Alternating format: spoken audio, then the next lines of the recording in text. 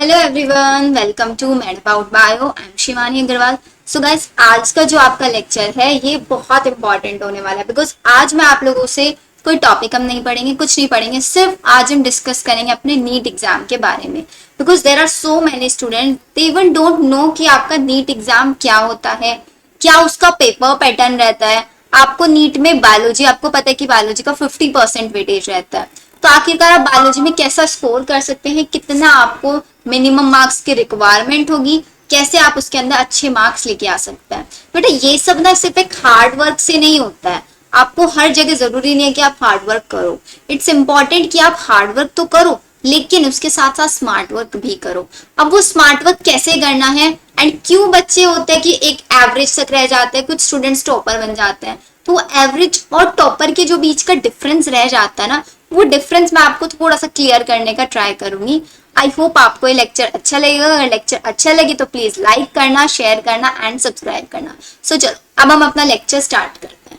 अब you know very well कि आपका नीट एग्जाम किसके लिए होता है। आपको पता है ना, नीट एग्जाम आपका मेडिकल कोर्सेज में एडमिशन लेने के लिए होता है। आप कोई भी मेडिकल कोर्स करना चाहते हैं, पैरामेडिकल हो या फिर एमबीबीएस, बीएमएस, बीयूएमएस, एएफएमसी में जाना चाहते हो, आप एम्स में जाना चाहते हो, तो हर एक एंट्रेंस एग्जाम, हर एक कोर्स के लिए, एक बेस्ट गवर्नमेंट कॉलेज के लिए आपका नीट एग्जाम सफिशिएंट होता है। पहले होता था, पता है आपको, पता पहले पीएमटी के एग्जाम्स होते थे, एआईपीएमटी होता था, जिपमर का अलग से होता था, एम्स का अलग से होता था। तो बच्चों को अगर एक पर्टिकुलर कॉलेज टारगेट करना है ना, तो उस कॉलेज के एक अलग से एंट्रेंस एग्जाम देना होगा। पहले ये वाला आपका क्राइटेरिया चलता था, लेकिन अभी गवर्नमेंट ने न्यू रूल्स निकाले हैं। रिसेंटली आपका अराउंड 2016 से नीट आया है कि तब से क्या हुआ है, अपना सिर्फ एक कॉमन एंट्रेंस एग्जाम कर दिया गया है। इसी के थ्रू आप किसी भी गवर्नमेंट मेडिकल कॉलेज में एडमिशन लिख सकते हैं। बस ये मैटर करते कि इस गवर्नमेंट कॉलेज की कट ऑफ कितनी जा रही है, वो सबसे ज्यादा मैटर करती है। एंड अगर आप पूरे साल अच्छे से मेहनत कर रहे हो, जितना भी आपके पास टाइम है उस टाइम को अच्छे से यूटिलाइज कर रहे हो, तो आई डोंट थिंक आपको कट ऑफ वाली प्रॉब्लम आनी चाहिए कहीं पे भी। क्योंकि कट ऑफ की टेंशन उन बच्चों को लेनी चाहिए जो लिमिटेड सिलेबस पढ़ते हैं। उनको सिर्फ ये है कि अगर नीट मेरा 720 मार्क्स का है ना, तो मुझे 550 प्लस लेके आना है, या फिर मुझे 620 का ही लेके आना है। तो वो सिर्फ 620 का ही सिलेबस अगर पढ़ रहे हैं, तो सिलेबस आप पढ़ो 720 मार्क्स के लिए। कोई भी चैप्टर, कोई भी टॉपिक स्किप मत करो। अगर आप स्किप नहीं करोगे, इट मीन्स आप 720 मार्क्स के लिए पढ़ रहे हो, तो 720 में से आप अगर आप 100% को टारगेट करके चल रहे हो कि मुझे 100% लेके आना है, तो 95% तो आपके आ ही जाएंगे ना। कोई भी चीज आप मार्केट में लेने के लिए जाते हैं, आप सोचते हैं कि मुझे बेस्ट से बेस्ट लेके आनी है। अब बेस्ट में से आपको एक लेवल कम मिल सकते हैं। अब ये थोड़े ना कि आप बहुत ही ज्यादा चीप क्वालिटी की सामान लेके आओगे मार्केट से, ऐसा नहीं करोगे ना। जब आप अपने मन में एक टारगेट बना के चलोगे कि यस मुझे 720 में से 720 ही लेके आना है। देयर आर 3 स्टूडेंट्स, अभी आपने देखा होगा 2021 का रिजल्ट में 3 ऐसे स्टूडेंट्स थे जिनके 720/720 मार्क्स है। They are also student, same syllabus बच्चों आप लोग पढ़ रहे हो, सेम सिलेबस वो लोग पढ़ रहे हैं। डिफरेंस कहाँ है? डिफरेंस है आप लोगों की स्ट्रेटेजी के ऊपर, कि वो बच्चे भी आपको, उनको भी सेम टाइम मिल रहा है। अब सपोज करो उन्होंने 11th में स्टार्ट कर दिया होगा, तो 11th में भी आप लोगों ने पढ़ा तो है ही ना। अब हो सकता है कि 11th में आप लोगों ने अच्छे से नहीं पढ़ा, लेकिन सिलेबस आप लोगों ने पढ़ा है। वही नीट में 11th एंड 12th का बस आता है, इसके अलावा कुछ नहीं आता है। बच्चों को फोबिया रहता है कि मैम पता नहीं नीट में क्या आएगा। बेटा नीट में कुछ नहीं आता है, नीट में सिर्फ 11th एंड 12th का सिलेबस आता है। जितना आप पढ़ते हो बस उसको इस वे में पढ़ो। अगर आप अभी 11th क्लास में हो, so it's a golden opportunity आप लोगों के लिए। आप अभी से अपना टारगेट बना लो कि यस मुझे नीट क्रैक करना है, at any cost NEET crack करना है। 11th में जो भी चैप्टर आप पढ़ रहे हो, कोई भी चैप्टर हो, लो वेटेज हो, हाई वेटेज, अभी वो चीज आपके लिए मैटर नहीं करती। हाई वेटेज, लो वेटेज आपको 12th क्लास में आके चेक करना पड़ता है, बिकॉज वहां पे अगर आप 12th क्लास में हो तो आपको वेटेज के अकॉर्डिंग अपनी पढ़ाई करनी है। अगर आप 11th क्लास में तो आपको पूरा सिलेबस कवर अप करना है। अब वो चैप्टर को आप क्या, सपोज करो आपने प्लांट किंगडम चैप्टर पढ़ा, आपको पता है प्लांट किंगडम चैप्टर के अंदर से अराउंड 3 क्वेश्चन आ जाते हैं। 2 से 3 क्वेश्चन हर साल उसमें देखने को मिलते हैं। तो आपने पूरा चैप्टर पढ़ लिया, स्कूल में आपको टीचर ने पढ़ाया, या फिर आप कहीं पे भी कोचिंग ले रहे हैं आपने वहां पे पढ़ा। उसके बाद बस एक प्लस पॉइंट ये कर लो अपने अंदर कि मुझे इसके प्रीवियस ईयर क्वेश्चंस लगाने। कोई भी टॉपिक पढ़ो, 11th में से पढ़ो, 12th में से पढ़ो, जरूरी नहीं है आप बायो का ही देखो, फिजिक्स का देखो, केमिस्ट्री का देखो, कोई भी टॉपिक हो, बस उसमें इतना करना है आपको कि वहां पे प्रीवियस ईयर क्वेश्चन सॉल्व कर लेना है। कोई भी टॉपिक देखा, उस टॉपिक को पढ़ते टाइम भी आप ये चीज कर सकते हो कि मैंने अभी टॉपिक पढ़ लिया, मुझे देखना है कि इसके अंदर से किस टाइप के क्वेश्चंस बन सकते हैं, क्या मैं वो क्वेश्चन सॉल्व कर पा रही हूँ, नहीं कर पा रही हूँ। अगर आप क्वेश्चन सॉल्व कर पा रहे हैं, इट मीन्स आपने कंसेप्ट अच्छे से पढ़ा है। लेकिन अगर आप क्वेश्चन सॉल्व नहीं कर पा रहे हैं, इट मीन्स आपको कंसेप्ट फिर से पढ़ना पड़ेगा। It's problem. अगर आपने सोचा कि चलो कोई नहीं नीट एग्जाम के टाइम पढ़ ले, तो बेटा ऐसा नहीं करना है। हर एक कंसेप्ट को स्ट्रॉन्ग बना के चलो स्टार्टिंग से अपने, तो आपको कभी प्रॉब्लम नहीं आएगी नीट में स्कोर करने में स्पेशली। चलो ये तो हुई थोड़ा सा मोटिवेशनल बातें, अब हम चलते हैं आगे। अब नीट एग्जाम का सबसे पहली चीज आपको पता है, नीट का पूरा एग्जाम आपका 720 मार्क्स का होता है ही नहीं आपका 720 मार्क्स का। अब ये आपका मार्क्स हो गए हैं 800 मार्क्स, मतलब पूरा पेपर अभी आपका 800 मार्क्स का आता है, लेकिन अटेम्प्ट आपको वहां से 720 मार्क्स के क्वेश्चन ही करने हैं। अब वो उसका पेपर पैटर्न कैसे रहता है वो देखो, हम समझते हैं। देखो आपको पता है नीट के अंदर physics, chemistry, botany and zoology 4 subjects आते हैं। सबसे पहला आप लोगों का कंफ्यूजन यहाँ पे ये रहता है कि मैम ये बॉटनी जूलॉजी क्या होता है। हमने तो 11वीं में ना सिर्फ बायोलॉजी पढ़ा है, 12th में भी हमने सिर्फ बायोलॉजी पढ़ा है, तो हम बॉटनी जूलॉजी कैसे करेंगे। बेटा बॉटनी जूलॉजी कुछ नहीं है। देखो बॉटनी का मतलब है, botany is the study of plants. जब आप प्लांट्स की स्टडी कर रहे हैं तो उसको हम बॉटनी बोल देते हैं। जब आप एनिमल्स की स्टडी कर रहे हैं उसी को हम आपका बोल देते हैं जूलॉजी। इतनी चीज। अब बॉटनी आप बोलोगे कि मैम बॉटनी हमें कैसे पता चलेगा कौन से चैप्टर। बेटा देखो अगर आप सपोज 11th क्लास में, आपने देखो 11th क्लास में लास्ट की 2 यूनिट देख लो। सबसे लास्ट वाली यूनिट होती है ह्यूमन फिजियोलॉजी, उससे पहले प्लांट फिजियोलॉजी। आप खुद बताओ प्लांट फिजियोलॉजी किस में आएगी, प्लांट्स के बारे में स्टडी कर रहे हो तो आपका बॉटनी के अंदर आएगी प्लांट फिजियोलॉजी। और एनिमल्स में जहां भी एनिमल, जैसे स्ट्रक्चरल ऑर्गेनाइजेशन एनिमल्स, आपका जो पूरी सेल बायोलॉजी है वो भी आपका जूलॉजी में भी आ जाती है, बॉटनी में भी आ जाती है वो। या फिर आप अगर 12th में ले तो आपका सेक्सुअल रिप्रोडक्शन वाला इन फ्लावरिंग प्लांट्स वो बॉटनी में आ जाएगा, ह्यूमन रिप्रोडक्शन आपका जूलॉजी में आ जाएगा, रिप्रोडक्टिव हेल्थ अगेन जूलॉजी में आ जाएगा आपका, आपकी पूरी जेनेटिक्स आपकी बॉटनी के अंदर आ जाएगी। तो ऐसे चैप्टर्स को डिस्ट्रीब्यूट कर दिया गया है बस बॉटनी में और जूलॉजी में। बस टारगेट ये रहता है कि आपके क्वेश्चन आते हैं टोटल 180। टोटल क्वेश्चंस कितना, मतलब ये सारी चीजें ना आप लोगों के पास लिखी होनी चाहिए आपकी कॉपी के अंदर। टोटल क्वेश्चंस 180 आते हैं नीट में। 180 में से आपका 50% जो वेटेज रहता है वो आपका बायो का रहता है। 50% वेटेज का मतलब क्या हुआ कि 90 क्वेश्चंस आपके बायो से आएंगे। अब 90 में भी आपके 45 तो आएंगे बच्चों बॉटनी से एंड 45 आएंगे आपके जूलॉजी से।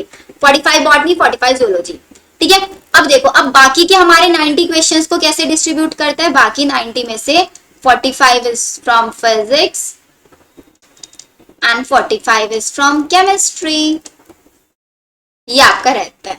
अब 45 क्वेश्चन। अब स्टूडेंट्स ये बोलेंगे हमें कि मैम अभी तो ना नीट में क्या आने लग गया है कि आपका 50 क्वेश्चंस आने लगे हैं। तो बेटा 50 क्वेश्चंस आ जरूर रहे हैं लेकिन अटेम्प्ट आपको 45 करना है। वो कैसे, वो मैं आपको जस्ट अभी समझाती हूँ।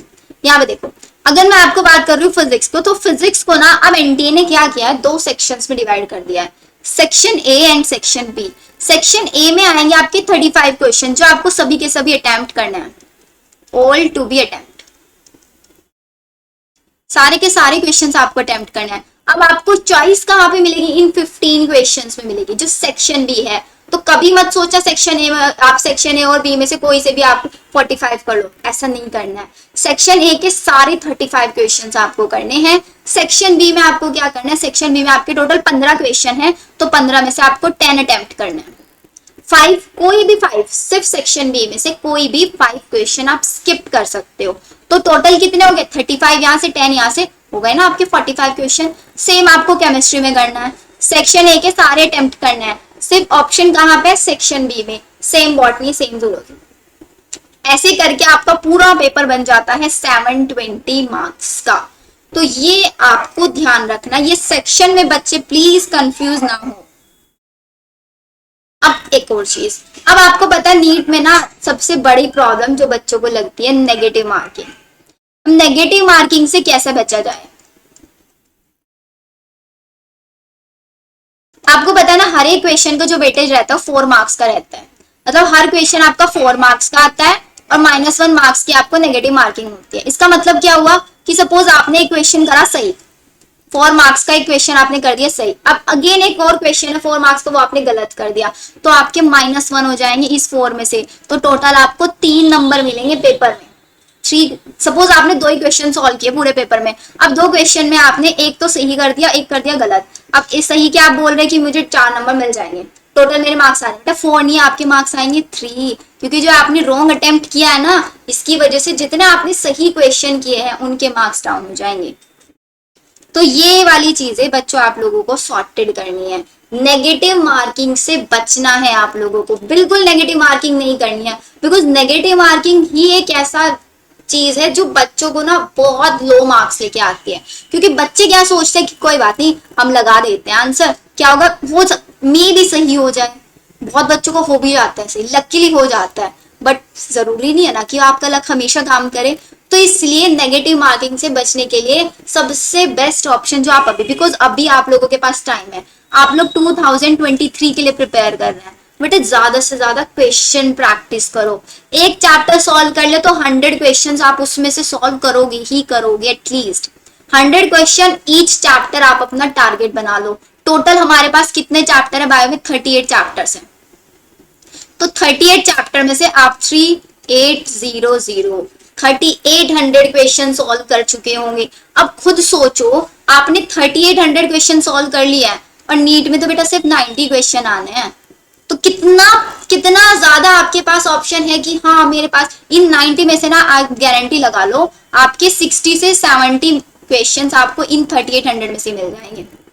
60 से 70 क्वेश्चन इन 38, अगर आप ईच चैप्टर 100 क्वेश्चंस लगा रहे हो, तो अगर आप एक चैप्टर में से 100 क्वेश्चन लगा रहे हो तो इसका मतलब एनसीईआरटी की एक लाइन पे आप क्वेश्चन सॉल्व कर रहे हो। और आपको पता है नीट में आपका 95% एनसीईआरटी आती है, बच गया 5%, तो जब आप क्वेश्चन प्रैक्टिस करोगे तो आपको दिख जाएंगे कि कहाँ से एक्स्ट्रा क्वेश्चन आया, उस कंसेप्ट को अलग से पढ़ लो बस।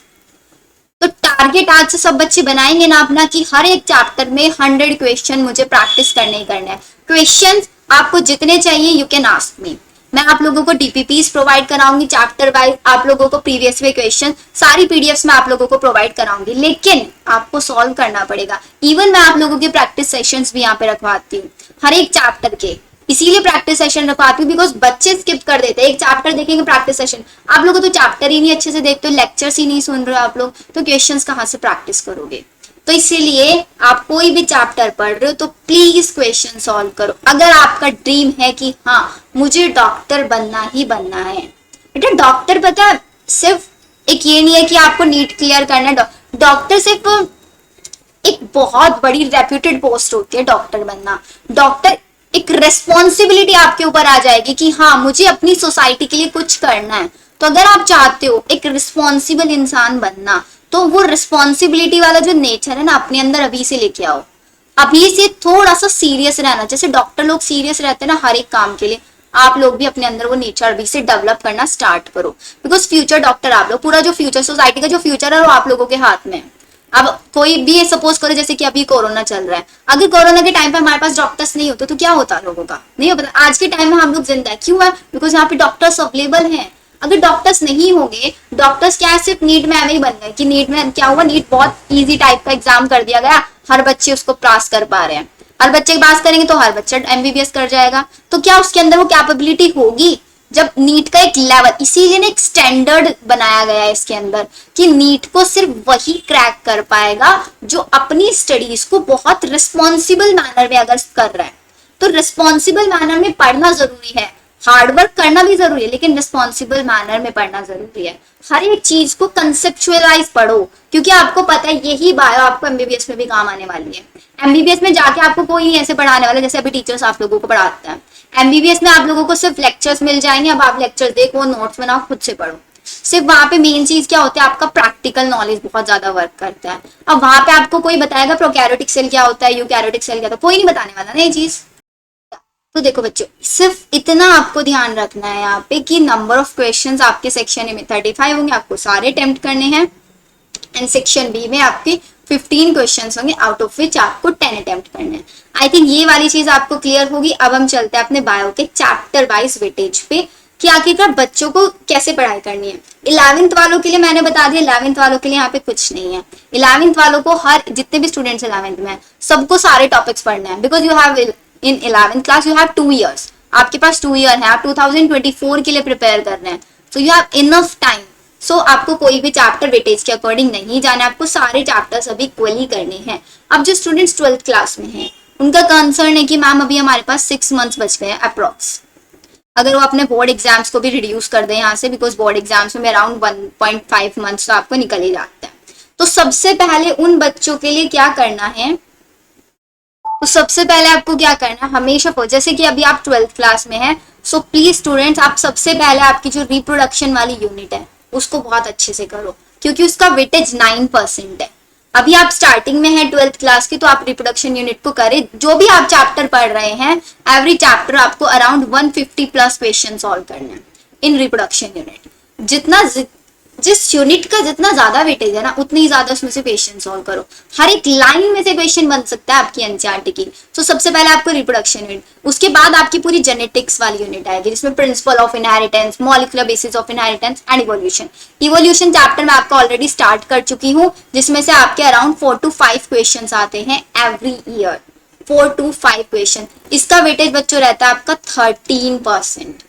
ठीक है, अब इसके बाद हाई वेटेज आपको आना है आपका ह्यूमन फिजियोलॉजी पे, जो कि आपकी क्लास 11th की यूनिट है, राइट। अब इसके बाद क्या करना है, देखो सबसे पहले आप 12th क्लास में तो आप अपना रिप्रोडक्शन यूनिट और उसके बाद जेनेटिक्स एंड इवोल्यूशन, इनको तो बहुत अच्छे से करना है। साइड बाय साइड आप अपना ह्यूमन फिजियोलॉजी स्टार्ट रखो। आप क्या करो, देखो अभी मैं आपको बताती हूँ, आपका मंडे से सैटरडे तक स्कूल्स में आप क्लासेस ले रहे हो, है ना, कहीं भी आप कोचिंग इंस्टीट्यूट में कहीं भी कर रहे हो, तो आप अभी 12th का सिलेबस पढ़ रहे होंगे। तो डेली आप क्या करो, सिर्फ 1 hour निकालो सेल्फ स्टडी के लिए, मतलब अलग से ह्यूमन फिजियोलॉजी के, आई एम सेइंग 1 hour आप डेली निकालो। 1 hour में से आप ह्यूमन फिजियोलॉजी का फर्स्ट चैप्टर स्टार्ट करो, डाइजेशन एंड एब्जॉर्प्शन।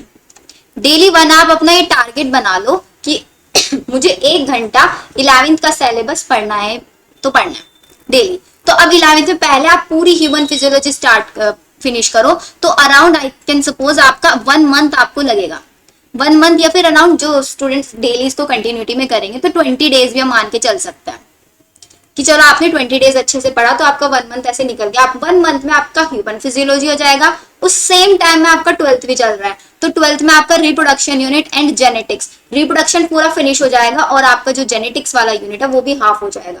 तो आप खुद देखो 12% एंड 9% प्लस इसका 5% मान लो, कितना परसेंटेज आप फिनिश कर चुके होंगे। उसके बाद आपको क्या करना है, जैसे ही आपका ह्यूमन फिजियोलॉजी स्टार्ट हुआ 12th क्लास में आपका आ जाएगा उसके बाद बायोटेक्नोलॉजी। तो आपको अपना बायोटेक्नोलॉजी 12th में जैसे ही चैप्टर पढ़ा previous year question, around biotech में तो आपको 200 क्वेश्चन लगाने हैं। बायोटेक के सिर्फ 2 चैप्टर होता है, एक प्रिंसिपल एंड प्रोसेसेस एंड उसके एप्लीकेशन। सीरियसली बहुत ज्यादा इजी चैप्टर है, उसको एक इंटरेस्ट के साथ पढ़ो, सब समझ में आएगा। दोनों चैप्टर में से 200 क्वेश्चंस आपको सॉल्व करने ही करने हैं।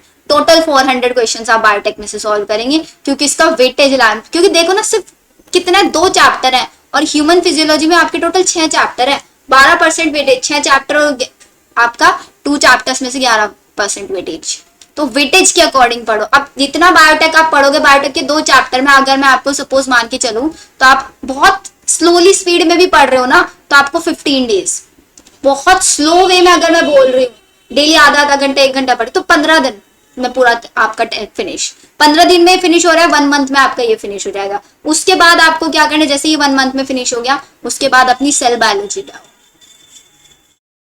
फिर स्टार्ट करोगे सेल बायोलॉजी। अब सेल बायोलॉजी के अंदर क्या आता है आपका, सेल बायोलॉजी के अंदर आपका cell the unit of life, biomolecules and cell cycle and cell division, तीनों चैप्टर्स को बहुत अच्छे से करो। 1 month आप इसके अंदर लगा दो अपना पूरा, 1 month में पूरा फिनिश आपको, मतलब 2 month में, साथ साथ आपकी 12th भी चल रही है, 11th भी चल रही है, 3 चैप्टर 1 महीने में, तो बहुत बहुत ज्यादा टाइम है आप लोगों के पास ये करने के लिए।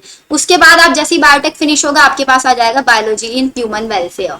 बायोलॉजी इन ह्यूमन वेलफेयर में आपका human health and disease chapter आएगा और एक आएगा माइक्रोब्स इन ह्यूमन वेलफेयर वाला चैप्टर, ये फिनिश होगा। अब इसके बाद आप आओगे अपना किसके ऊपर, स्ट्रक्चरल ऑर्गेनाइजेशन वाले चैप्टर पे। इसको भी आप पूरा 1 month लगा दो, आराम से स्लोली करो, 1 month में पूरा चैप्टर करो। इतने में आपका ये वाला चैप्टर यहाँ पे यूनिट फिनिश हो जाएगी। फिर उसके बाद आपको क्या करना है, जब आप इकोलॉजी पढ़ेंगे बेटा, इकोलॉजी के साथ आपको प्लांट फिजियोलॉजी पढ़ना है। Ecology, plant physiology and diversity in living organism. ये 3 यूनिट ऐसी हैं जो आप एंड में पढ़ोगे, फर्स्ट, सेकेंड एंड थर्ड, ये तीनों यूनिट। बिकॉज इकोलॉजी के अंदर ना आप एनिमल्स के बारे में भी पढ़ोगे, प्लांट्स के बारे में भी पढ़ोगे। अब इकोलॉजी में प्लांट्स के बारे में पढ़ रहे हो तो साथ साथ प्लांट के प्रोसेस भी पढ़ो कि प्लांट के अंदर कैसे ट्रांसपोर्टेशन होता है, कैसे रेस्पिरेशन होता है, कैसे फोटोसिंथेसिस होता है, मिनरल न्यूट्रिशन वाले चैप्टर।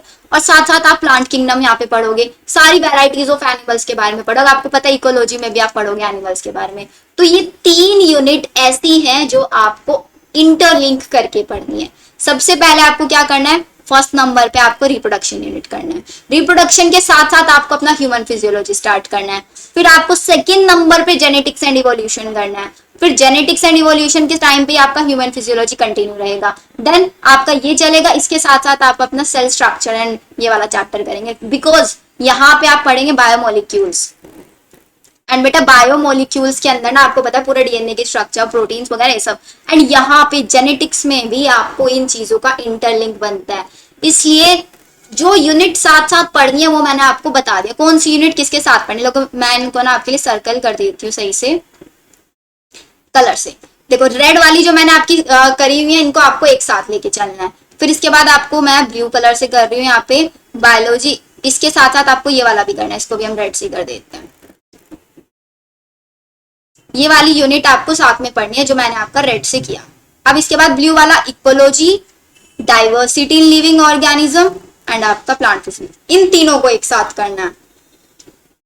फिर आपका माइक्रोब्स इन ह्यूमन वेलफेयर और इसके साथ साथ आप अपना स्ट्रक्चरल ऑर्गेनाइजेशन, बिकॉज बहुत इजी है आपका ये। फिर उसके बाद आपको बायोटेक अलग से करना है, ये आप समझ सकते हो, बायोटेक आप अपना अलग से कर सकते हो। इसको कलर चेंज कर देते हैं। आई थिंक यहाँ पे इसका ना मैं आपको ये वाला जो मैंने आपको बताया है फ्लो की किस फ्लो में पढ़ना है, मैं आपको ना डिस्क्रिप्शन बॉक्स में भी डाल दूंगी कि किस यूनिट को किसके साथ पढ़ना है, तो आपका कंफ्यूजन क्लियर हो जाएगा। अब समझ में आया। रिप्रोडक्शन जैसे अब आप पढ़ रहे हो, अब साथ साथ ह्यूमन फिजियोलॉजी भी पढ़ो, ठीक है। चलो अब इसके बाद मैं आपको बताती हूँ कि आखिरकार आपका किस चैप्टर में से कितना नंबर ऑफ क्वेश्चंस आते हैं। अगर हमारे बॉटनी एंड जूलॉजी में ज्यादा क्वेश्चन बॉटनी के आते हैं, अराउंड अगर हमारे 90 क्वेश्चंस आ रहे हैं तो 90 में से आप मान के चलना 55 से 60 क्वेश्चंस आते हैं आपके बॉटनी से। एंड अराउंड आपके आते हैं 40-45 समथिंग आपके क्वेश्चन, 45 या 50 के अराउंड भी मान लो आपके जूलॉजी से। ये हमेशा रहता है, थोड़ा थोड़ा चेंज करता रहता है, बट मैक्सिमम थोड़ा सा कुछ परसेंट बॉटनी का रहता है। अब बॉटनी में देखो आप खुद यहाँ पे चीज देख सकते हो कि सबसे ज्यादा क्वेश्चंस जेनेटिक्स एंड बायोटेक्स में से 15 क्वेश्चन आते हैं बच्चों, जेनेटिक्स एंड बायोटेक। इकोलॉजी में से 10 क्वेश्चन आते हैं, प्लांट फिजियोलॉजी में से 8 क्वेश्चन आते हैं आपके, प्लांट मॉर्फोलॉजी में से 4 क्वेश्चन आते हैं, जो cell biology and cell division, cell biology and cell division पूरा सेल वाला चैप्टर, बायोमोलिक्यूल्स वाला चैप्टर, सॉरी बायोमोलिक्यूल्स वाला लगा जाएगा, ये चैप्टर आएंगे।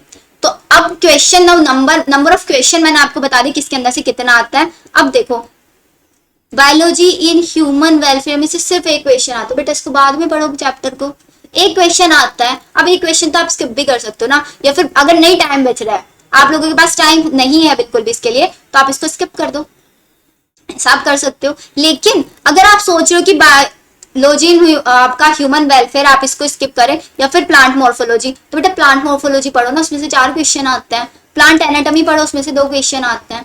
एंड में पढ़ लो बायोलॉजी माइक्रोब्स वाला। फिर इसके बाद जूलॉजी में भी यही चीज रहता है। जूलॉजी में सबसे ज्यादा वेटेज ह्यूमन फिजियोलॉजी, 13 क्वेश्चन आते हैं बेटा टोटल, 13 into 4 देखो कितना वेटेज रहता है। इसके बाद ह्यूमन हेल्थ एंड डिसीज आप पढ़ो, रिप्रोडक्शन वाली यूनिट 5 into 4, 3 into 4 और एनिमल डाइवर्सिटी 3 into 3। इतने क्वेश्चन बेटा हमेशा वेटेज के अकॉर्डिंग पढ़ना स्टार्ट करो, जितना ज्यादा, बिकॉज वेटेज के अकॉर्डिंग पढ़ता है। जो टॉपर लोग हो तो क्या पढ़ता है, अब आप खुद सोचो, एक स्टूडेंट हमारा क्या है ह्यूमन हेल्थ एंड डिसीज को पढ़ रहा है 1 महीने तक। सेम स्टूडेंट ने क्या किया, बॉटनी का एक चैप्टर, मतलब कोई दूसरा स्टूडेंट है, इसने बायोलॉजी इन ह्यूमन वेलफेयर ले लिया chapter, biology and human welfare, welfare. अब इसको भी इसने 1 मंथ लगाया।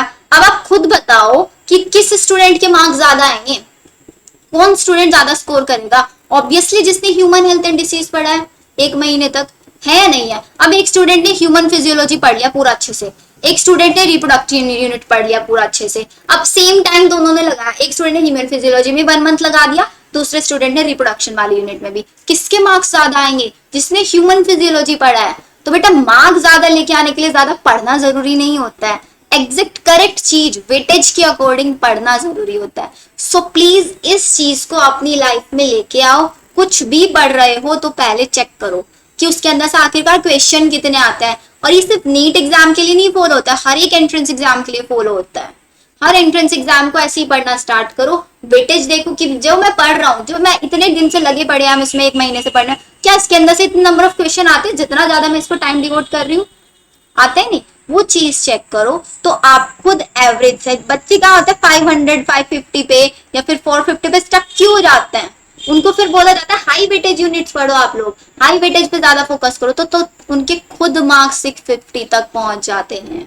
तो अगर आप चाहते हैं एवरेज स्टूडेंट नहीं बनना, सो प्लीज अपनी लाइफ में वेटेज के अकॉर्डिंग पढ़ना स्टार्ट करो। जिसकी ज्यादा इंपॉर्टेंस है उसको ज्यादा इंपॉर्टेंस दो, मत दो फालतू वालों को। एनिमल टिश्यू से एक क्वेश्चन आता है बेटा बाद में करो, उसको स्ट्रक्चरल ऑर्गेनाइजेशन एनिमल से सिर्फ एक क्वेश्चन आता है, एंड में करो। इसीलिए देखो मैंने आपको यहाँ पे बताया स्ट्रक्चरल ऑर्गेनाइजेशन आपको एंड में करना है। तो ये सारी चीजें आप लोगों को फॉलो करनी है। इसका पूरा एक समरी बना के मैं ट्राई करूंगी डिस्क्रिप्शन बॉक्स में इसको अपलोड कर दूं, तो ताकि बच्चे इस चीज को क्लियर एक अपनी नोटबुक में लिख ले कि कौन सी यूनिट आपको किसके साथ पढ़नी है। इसी अकॉर्डिंग आप लोगों को अपना टाइम टेबल भी बनाना है। टाइम टेबल ऐसे बनाओ कि जिसमें आपके 11th वाले चैप्टर साथ साथ आप पढ़ने स्टार्ट कर रहे हो। क्लियर? चलो फिर हम मिलते हैं आपके नेक्स्ट लेक्चर में, तब तक के लिए अच्छे से पढ़ाई करो एंड जितनी बातें मैंने आपको बताई हर एक चीज आप लोग ध्यान रखोगे। ठीक है? चलो see in the next class, bye bye.